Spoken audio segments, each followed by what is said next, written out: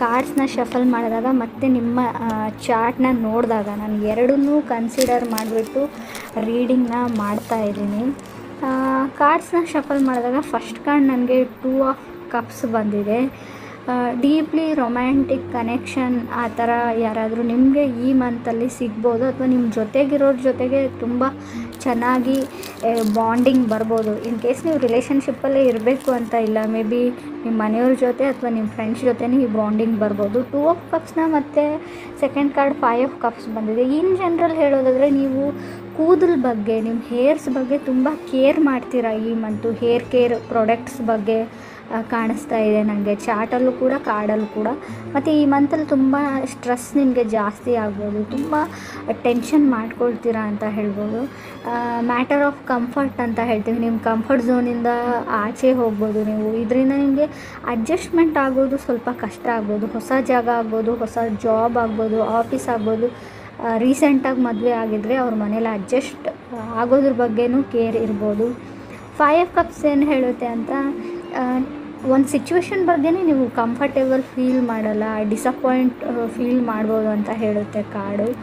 But ನಾನು careful ಆಗಿರಿ ಅಂತ ಹೇಳ್ತೀನಿ.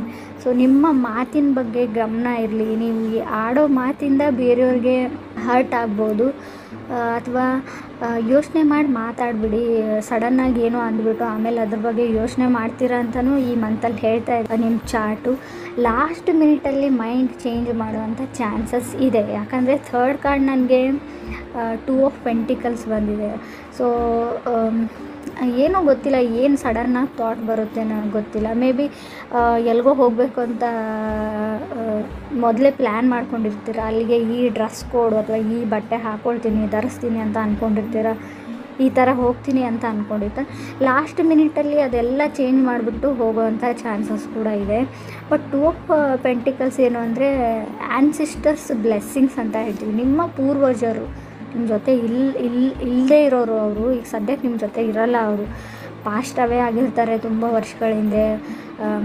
ನೀವು ನೋಡೂ ಇರಲ್ಲ, ಬರೀ ಫೋಟೋಲ್ಲಿ ನೋಡಿರ್ಬೋದು. ಆ ಥರ ಇರೋ ವ್ಯಕ್ತಿಗಳಿಂದ ನಿಮಗೆ ಬ್ಲೆಸ್ಸಿಂಗ್ ಸಿಗುವಂಥ ಚಾನ್ಸಸ್ ಇದೆ.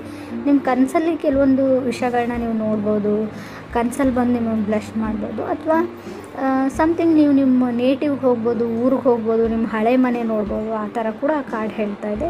ಬಟ್ ಈ ಮಂತಲ್ಲಿ ಯಾವುದಾದ್ರೂ ಟ್ಯಾಕ್ಸಸ್ ಬಿಲ್ಸ್ನ ಪೇ ಮಾಡೋದಿದ್ರೆ ಪೇ ಮಾಡಿ. ಏನಾದರೂ ಮಾರೋವಾಗ ಅಥವಾ ಏನಾದರೂ ಬೈ ಮಾಡುವಾಗ, ತೊಗೊಳ್ಳೋವಾಗ ತುಂಬ ಕೇರ್ಫುಲ್ಲಾಗಿರಿ. ಈ ಗೌರ್ಮೆಂಟ್ ಟ್ಯಾಕ್ಸಸ್ಸು ಅಥವಾ ಪೆನಾಲ್ಟೀಸ್ ಬೀಳುವಂಥ ಚಾನ್ಸಸ್ ಇದೆ. ಸ್ಟೆಬಿಲಿಟಿ ಇದೆ ನಿಮ್ಮ ವರ್ಕ್ ಲೈಫಲ್ಲಿ, ಕೆರಿಯರಲ್ಲಿ. ಅದು ತುಂಬ ಓವರ್ ವರ್ಕ್ ಮಾಡ್ತೀರ, ನಿಮ್ಮ ಮನೆಗೂ ಬರೋಕ್ಕಾಗಲ್ಲ ನಿಮ್ಮ ಕೆಲಸದ ಮಧ್ಯೆ ಅಂತ ಕೂಡ ಕಾರ್ಡ್ ಹೇಳ್ತಾ ಇದೆ.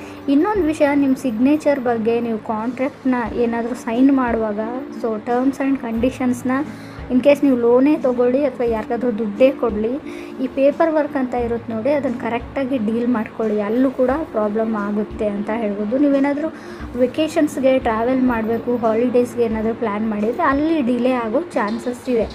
4th ಕಾರ್ಡ್ ನನಗೆ ಟವರ್ ಕಾರ್ಡ್ ಬಂದಿದೆ. ಟವರ್ ಕಾರ್ಡ್ ಅಂದರೆ remove of any kind of deaths ಅಂತ ಹೇಳ್ತೀವಿ. ಅಂದರೆ ರಿಯಲ್ ಡೆತ್ ಅಲ್ಲ, ನೀವು ಖರ್ಚು ಮಾಡೋ ಎಕ್ಸ್ಪೆಂಡಿಚರ್ನ ಸ್ವಲ್ಪ ರಿಮೂವ್ ಮಾಡ್ಕೊಳ್ಳಿ ಅಂತ ಕಾರ್ಡ್ ಹೇಳ್ತಾಯಿದೆ. ಅಂದರೆ ಕಮ್ಮಿ ಮಾಡ್ಕೊಳ್ಳಿ, ತುಂಬ ಖರ್ಚನ್ನ ಮಾಡಬೇಡಿ. ನಿಮ್ಮ ಅಕೌಂಟ್ಸ್ ಬಗ್ಗೆ ನೀವು ತುಂಬ ಗಮನ ಕೊಡಿ ಅಂತ ಕಾರ್ಡ್ ಹೇಳ್ತಾ ಇದೆ.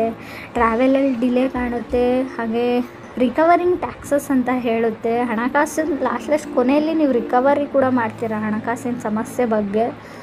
ಫಾರಿನ್ ಟ್ರಾವೆಲ್ ಅಂತ ಇದೆ, ಸದ್ಯಕ್ಕೆ ಆಗದೇ ಇದ್ರೂ ಕೂಡ ನಿಮ್ಮ ಚಾರ್ಟಲ್ಲಿದೆ, ಬಟ್ ಕಾರ್ಡ್ಸಲ್ಲಿ ಇಲ್ಲ. ಅದು ಫಾರಿನ್ ಟ್ರಾವೆಲ್ ಹೋಗಬೇಕು ಅಂದರೂ ಡಿಲೇ ಆಗುತ್ತೆ ಅಂತ ಚಾರ್ಟ್ಸ್ ಹೇಳ್ತಾ ಇದೆ. ಕಾರ್ಡ್ಸ್ ಕೂಡ ಚಾರ್ಟಲ್ಲಿ ಮಾತ್ರ ಅದು ಇದೆ, ಫಾರಿನ್ ಟ್ರಾವೆಲ್ ಅಂತ.